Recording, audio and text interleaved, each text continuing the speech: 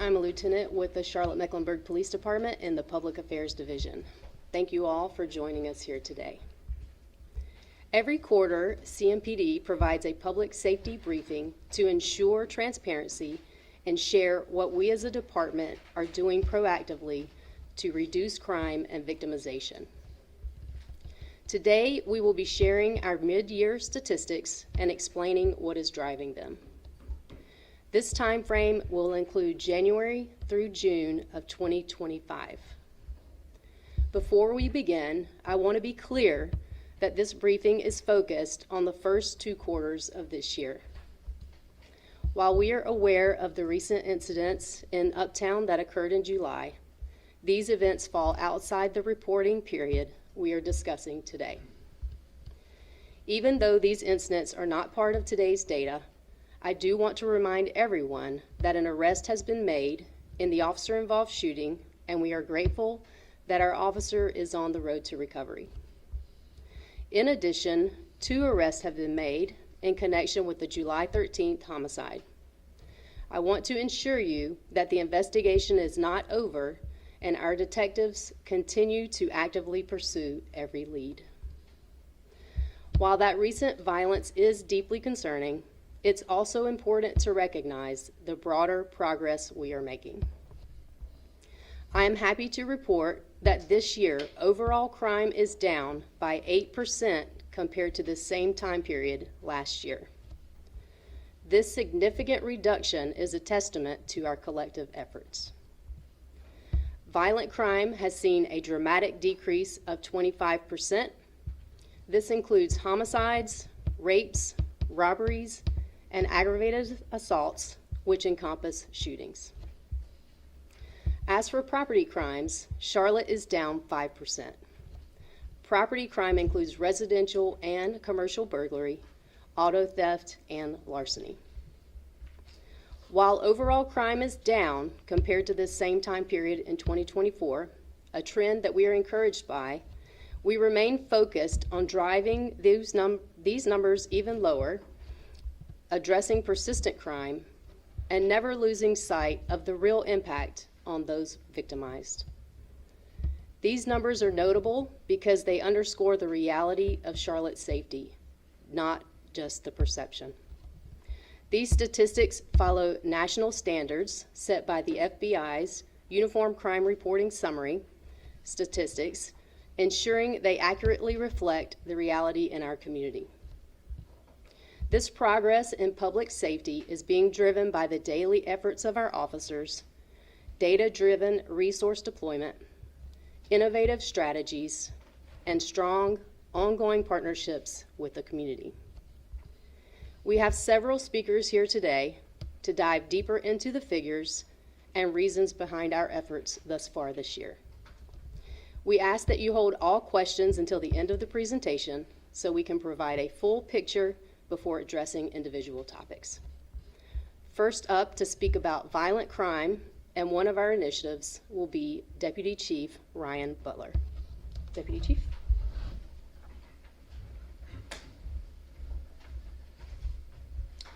Good morning. I appreciate you being with us today. My name is Ryan Butler, and I currently oversee the Investigative Services Group, which includes both our Special Investigations and Criminal Investigations Bureaus. Our group is essential in investigating crimes involving our most violent offenders and those who seek to poison our communities, ensuring that we address these issues comprehensively. We rely on strong collaboration with all of our stakeholders to tackle crime and keep our community safe. That shared commitment is reflected in a 29% reduction in homicides from January through June of this year compared to the same period in 2024. There have been 42 homicides in the first 2 quarters of this year compared to 59 last year in the same period. While any homicide greater than 0 is too many, we continue to address violent crime. The results through the first half of the year are heartening, but we are profoundly aware that our work continues. In our community, there should be no reason that disputes escalate to the tragic loss of life. Our detectives work tirelessly, seeking justice for families impacted by these impetuous acts. While homicides rightly receive significant attention, many other violent crimes and daily efforts to prevent them often go unreported in the news. From January through June of this year, robberies have dropped by 21% and aggravated assaults by 25% compared to the same period in 2024. These are results that reflect consistent behind-the-scenes efforts making a significant impact in our city. Our officers are working diligently across 411 square miles to solve cases, take illegally possessed firearms out of the hands of violent offenders, prevent violent crimes, and guide young people towards safer paths and positive opportunities. Our proactive community efforts include daily zone checks, where officers drive through neighborhoods or stop by a business simply to check in and maintain a visible presence. These actions foster the relationships we build upon to solve and dissuade crime. Already this year, our officers have completed over 150,000 zone checks. This is up 8% versus the same time in 2024. In addition to these efforts, the combined work of our officers has led to significant results this year. There have been over 277,000 police interactions from January through June, up 4% versus 2024, with officers making 8,557 arrests. That's up 13% versus 2024, and seizing 1,991 firearms, an 18% increase over last year. Among those many interactions, one of our proactive initiatives that began in October of last year, which continues to have a positive impact on crime reduction, is the Coordinated Overlap Response Effort, or what we call CORE 13. CORE 13 involves using officers in 2 squads assembled from the patrol divisions across our city. These officers are used to address both persistent and acute crime issues during peak evening overlap staffing. In the first 6 months of 2025, CORE 13 deployments have been responsible for 1,219 traffic stops, 51 arrests, and 25 seized firearms. On April 2nd, an example of their work was while officers were conducting patrols in the North Tryon Street corridor when they observed a suspicious vehicle parked illegally. Their attention to detail and investigative work led to 2 arrests, the recovery of 2 stolen firearms, suspected cocaine, and cash. This is just one example of the daily impact CORE 13 is having to disrupt violent crime before it happens. I want the community to know that CMPD is doing the work.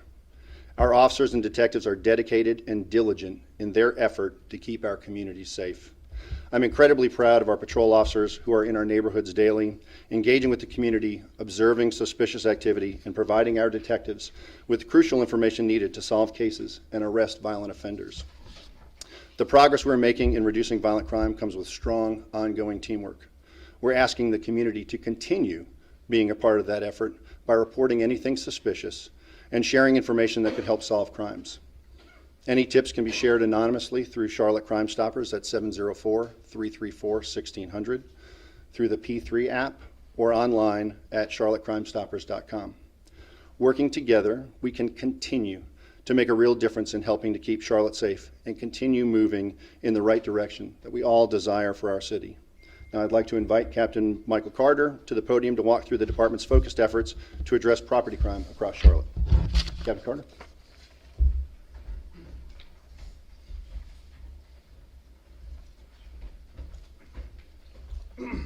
Thanks, Chief. My name is Michael Carter. I represent the men and women who serve and work in Steel Creek Division here at CMPD. As you've already heard today, overall property crime is down 5% from January through June 2025. That's this year. But behind the numbers, we're seeing a troubling pattern.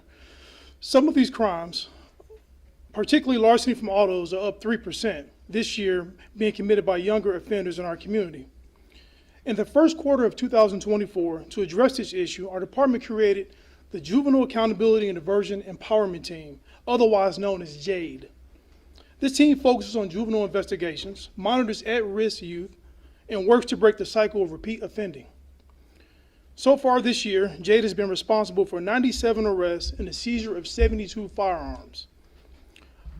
Our department isn't just focused on making arrests. We are committed to making a difference in the lives of these young people. That's why our JADE officers continue to make home visits to families of these at-risk youth to provide educational resources aimed at prevention and support. So far this year, this team has made 84 home visits. These allow officers an opportunity to build meaningful relationships with the families, fostering trust and support. I'm also encouraged to report the juvenile arrests overall have declined by 16% this year, an early indication that these efforts may be helping. In June, we shared the case of a 15-year-old who had been arrested a total of 8 times by JADE and has additional arrests in other jurisdictions throughout, agencies throughout the jurisdiction. From March 31st through June 5th, this one juvenile racked up 275 charges from 8 local jurisdictions. Over 100 of these charges were for breaking and entering into vehicles and larceny of autos. Think about that for a moment. 275 charges in less than 3 months. If that doesn't alarm you, it should. Our community should be outraged and calling for real solutions and accountability. Thanks to the diligent work of our JADE officers, CMPD is making progress in deterring some of the youth crime and holding violent offenders, even young ones, accountable. While we're seeing progress in our crime statistics overall, property crimes like commercial burglaries show us where targeted attention can make a difference. During the first 2 quarters of this year, burglaries rose by 7%, including an 18% increase in commercial cases. For context, it's important to understand that most of these cases involve repeat offenders. One repeat offender I'll talk about today, Mitchell Morrison, is a convicted felon and was involved in a series of storage unit break-ins in the University City Division, resulting in more than 27 warrants and tens of thousands of dollars in stolen property. Although our officers have worked to recover the stolen property and arrested Morrison multiple times, repeat offenders are often released and able to continue committing crimes in the community. Another contributing factor to the rise in commercial burglaries is how repeat offenders are charged under current laws. When an individual has been banned from a commercial location for shoplifting, for example, returns to shoplift again, officers will show up and make the arrest, charging the subject with commercial burglary. The person committing the crime is ultimately responsible for their actions, but others must step up to ensure that they are held accountable. This includes their families, friends, judges, and agencies that focus on juvenile justice issues. As I wrap up, I would like to remind the citizens of Charlotte to take simple precautions, such as locking their vehicles and securing their valuables, to help reduce these property crimes in our jurisdiction.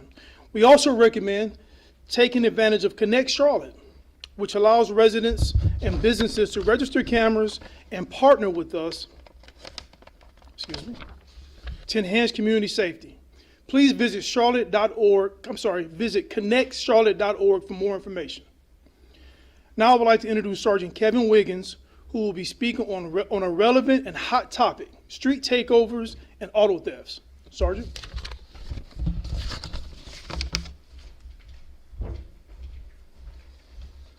Thank you, Captain. Good morning, everybody. Once again, my name is Sergeant Wiggins, and I'm currently assigned to the Special Events Division here at CMPD.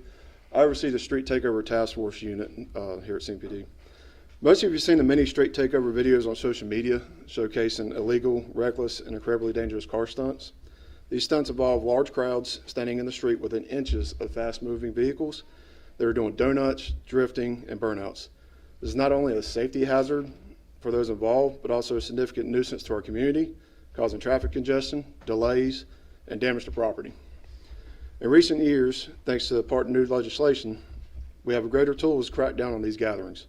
For example, participating in takeovers can result in a Class A1 misdemeanor for the first offense and a Class H felony for a second offense within 24 months.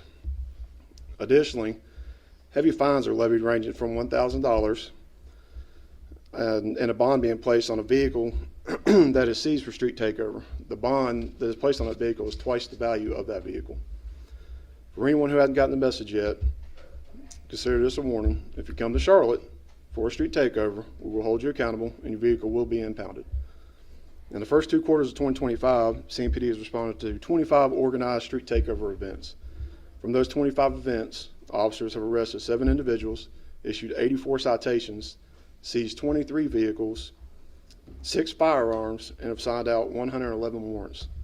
We will continue to track important leads to stay ahead of planned events and take enforcement action. I also want to clear up a common misconception about vehicle seizures that CMPD is involved in. CMPD does not financially benefit from seizing vehicles. State law mandates the vehicle seizure process. If a defendant is found guilty, the vehicle is auctioned by the Mecklenburg County Sheriff's Office and those funds go to the county school board. If charges are reduced or dismissed, the vehicle is returned to the owner. The only time CMPD takes ownership is in rare cases, either as part of a plea deal or the vehicle is modified to a point where it cannot be auctioned back out to the public. The bottom line is CMPD is focused on safety and accountability, not profit. That's why we continue to rely on your help to keep our streets safe. If you witness or have information about street takeovers, please call 911 and report to us immediately. Your vigilance can prevent dangerous situations and protect our community. Another vehicle-related crime worth highlighting are auto thefts, which are down 22% so far this year, thanks in large part to the continued efforts of our stolen car and recovery enforcement team. Just over 2 years ago, CMPD formed this team, otherwise known as Scarlet. This year alone, the team has made 102 arrests, recovered 85 stolen vehicles valued at over $7 million, and has seized 24 firearms. This is commendable work, not only protecting property owners, but also holding offenders accountable and removing dangerous weapons and substances from the streets of Charlotte. This morning so far, we've covered a lot of ground on crime statistics and the reasons behind them. But now we'd like to talk about a program CMPD developed a few years ago to improve customer service throughout CMPD. Sergeant Jeffrey Joseph will share key milestones and updates on CMPD service. Sergeant.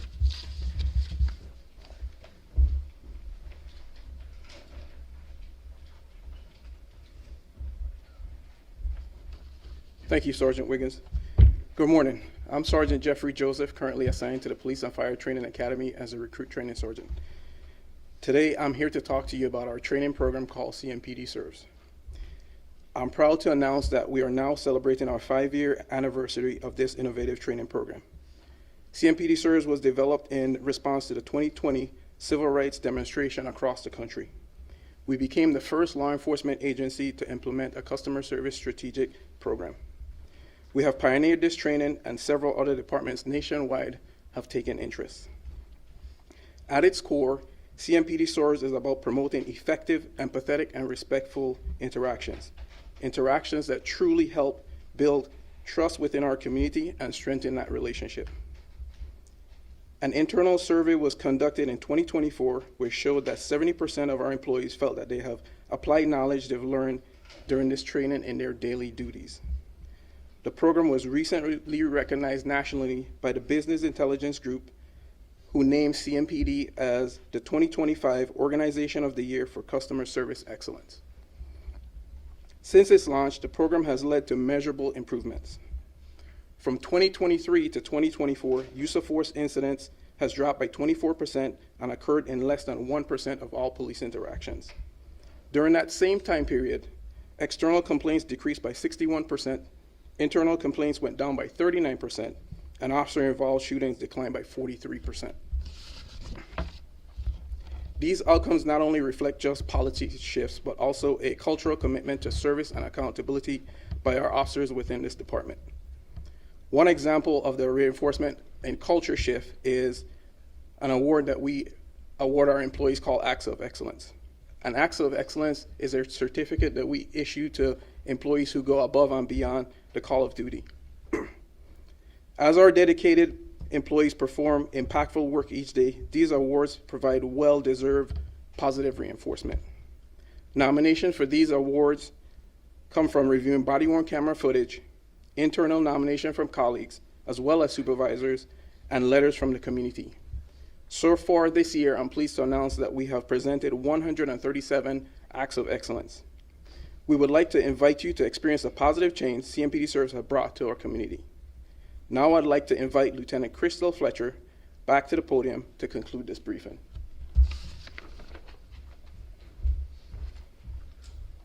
That concludes the speaker portion of our press conference. Now I would like to invite all of the speakers back up to the podium, and we will open it up for a few questions. Yes. I was wondering if there's any updates on the drone pilot program that was mentioned a couple of press conferences ago.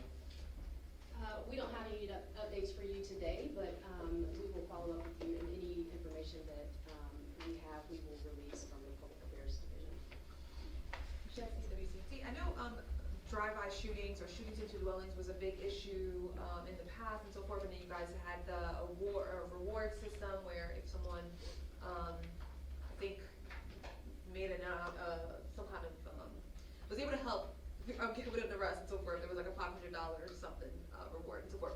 Any updates on that? Is shooting into dwellings and drive-by shootings? I know I've been looking at the significant reports and so forth, and there's just I've been seeing so many continued drive-by shootings, shootings into dwellings. Is that a continued issues, or any updates on that? Well, I can tell you, and I know that we're going to be sharing some juvenile data, and a lot of times that previously has been our focus, and that fortunately that number is down. What I'll tell you is we continue to use a collaborative approach. So, Captain Carter talked about our JADE program. When we have previously identified offenders, we're trying to work with those individuals and their families to avail themselves of resources, which allows them to make better choices. We have a lot of collaboration between our patrol units, our Special Investigations Bureau detectives, and our patrol division investigators to focus on those. We use the resources we have, fortunately, in our own crime laboratory to be able to tie those cases together, which of course makes a much more effective package for the district attorney's office to prosecute those cases. Well, while we're talking about Jade, can you touch on the scope of that unit? How many officers are assigned to that? Are they full-time assigned to that, or do they have other duties as well, that kind of thing? So those officers come from several of our patrol divisions. That is their full-time tasking. The unit is split up into two efforts. So part of the unit is more investigative in nature, as far as trying to solve crimes that we've tied back to juvenile offenders. And then we have officers whose focus is on doing the home visits that Captain Carter referenced, trying to outreach to the families, trying to make connections with them so we can help them access opportunities that fortunately exist in our city, so that the families and identified youth can choose a better path, can make better choices for themselves and their families. And how many officers were part of that unit? You recurring this? 8 officers. 2 sergeants. 8, I'm sorry, you said 8? 8 officers and 2 sergeants currently. And based off the results we saw here, is there a plan to expand that in coming years, or to grow that? So we constantly evaluate staffing levels, but of course JADE doesn't work in a vacuum. There's a lot of overlap between the work done by our JADE officers and our crime gun suppression team detectives and our violent crime apprehension team detectives, and then of course investigators across various units. So Much like, every part of CMPD, we don't work in a vacuum, and so a lot of the collaboration generates leads from one area. You might have an investigation going on in Criminal Investigations Bureau where there may be or possibly be a juvenile offender, and one of the JADE officers has a previous relationship or familiarity based on previous investigation, and then they collaborate on that. So although the unit is a specified size, they're working with units across the entire city. So you've mentioned a couple of times that repeat offenders are committing a lot of these crimes that we're seeing here. Over the past couple of months, CMPD has had some public complaints about judges releasing juveniles too early or setting bonds too low for people that commit violent crimes. Does that continue to be a frustration for the department? Well, I think we try and work with all of our criminal justice partners to ensure that they have, the complete palette of information to make the best decisions for the community. So we will continue to conduct investigations to share that information with our partners in the district attorney's office and with the judges that we appear before. And that information, better leads our judicial officials to make the decisions that we would like to see for our community.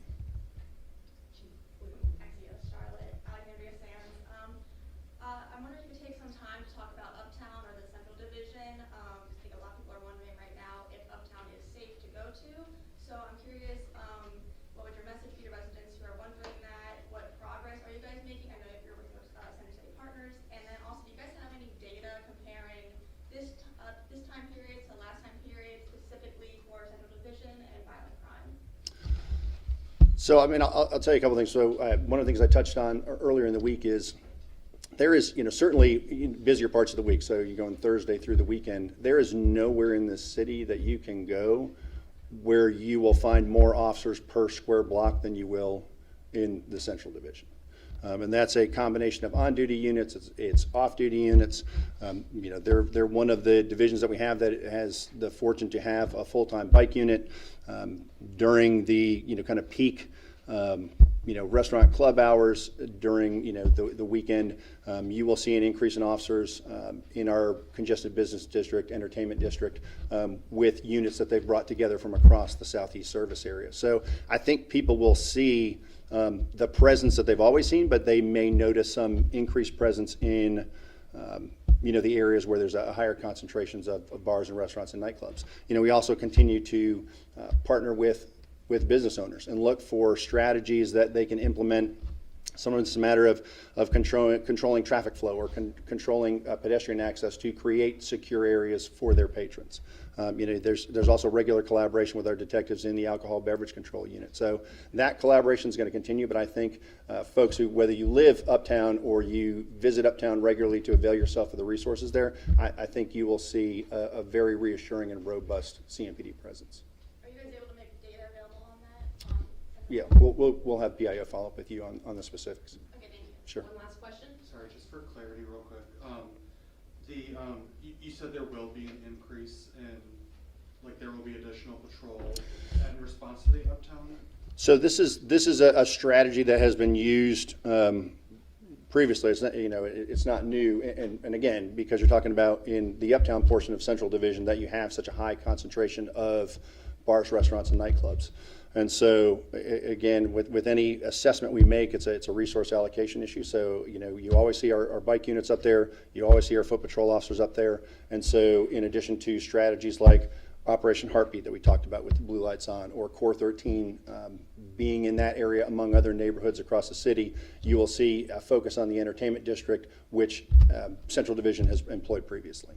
Okay, I'm sorry, just for my clarity, are you saying because this isn't a new thing, people might notice that there is an increase because there's so much attention on the resources? Well, I think anytime, and it's unfortunate, but anytime an incident occurs, I think people's awareness changes. So if there's not an incident, you could walk 7 blocks down Tryon Street and not notice how many police officers there are.